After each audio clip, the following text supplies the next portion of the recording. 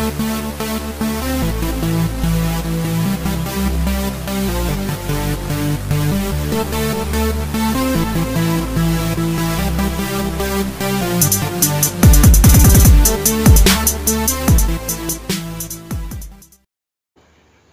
happy Sunday racing, bayang karerista. Shoutout lang tayo saglit kay Boss Jeffrey Esguera dyan sa Macau. Happy racing sa'yo, boss. Good luck. Pati na rin kay Boss Boying Balmes.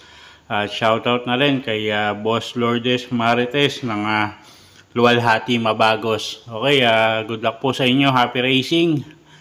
At araw po tayo ng linggo, July 14, 2024. At meron tayong 7 karera, no, for Sunday racing. At start time ng race 1, alas 3 ng hapon. Okay, so simulan na nga po natin yung mga giya natin para sa araw ng linggo, July 14, 2024. Okay, race 1 tayo. Start ng winner take all. Class 4, 22 to 27 bracket. Distansya 1,400 meters. First choice natin dito yung numero 7 na si Israel. JRD Ocampo yung sasakay dyan. Gamay nung hinete, regular rider niya.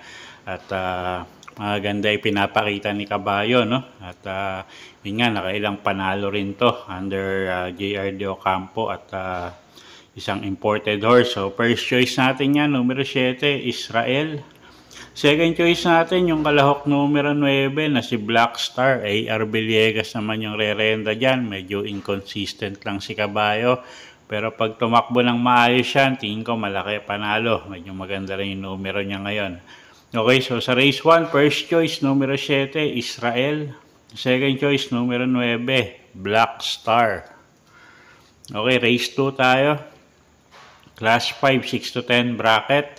Distansya 1,400 meters, start ng peak 6.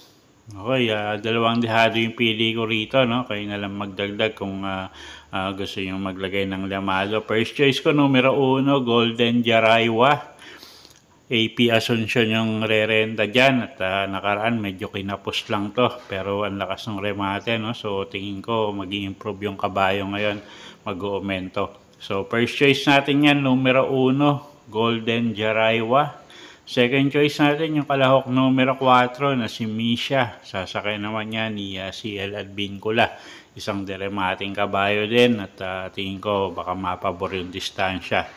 Okay, so sa race 2, first choice numero 1, Golden Jaraywa. Second choice numero 4, Misha.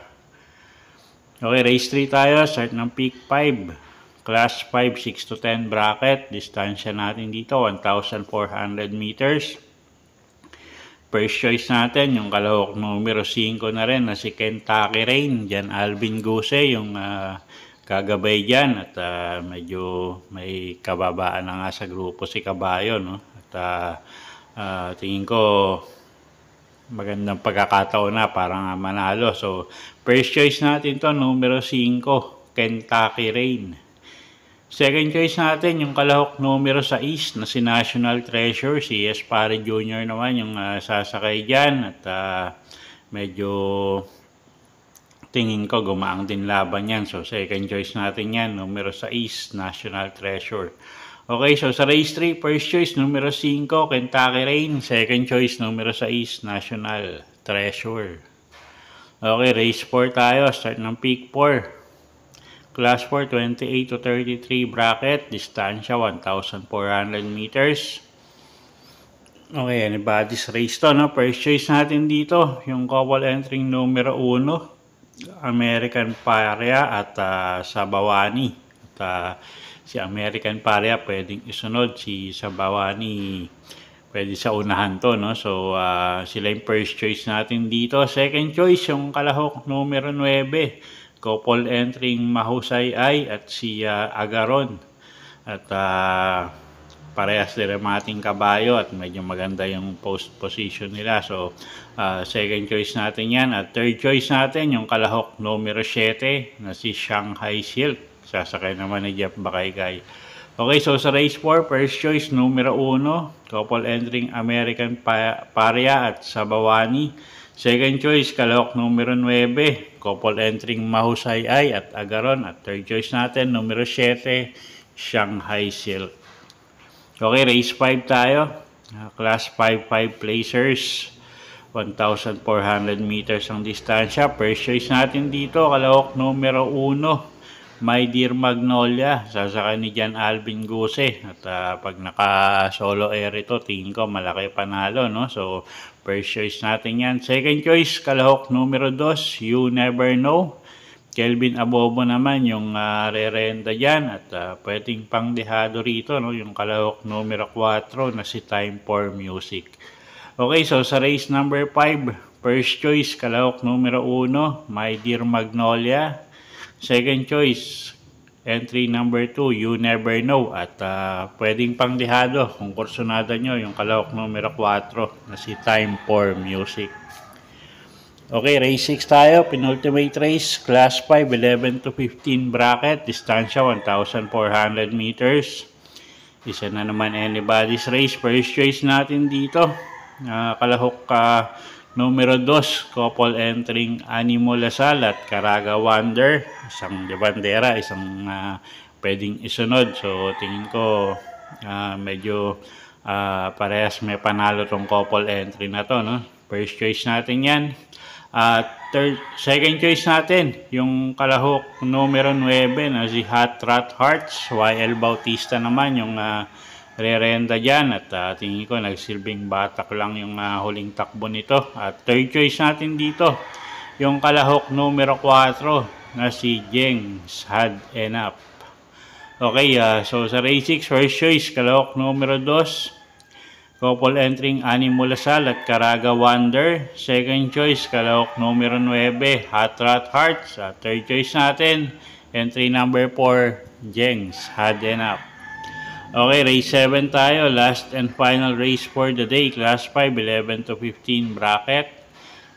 Distansya, 1,400 meters. First choice natin, kalahok numero 9 na rin na si Manny 4B Pani. JRD Ocampo yung sasakay dyan. At medyo mababa, no? Or magaang yung laban niya ngayon. So,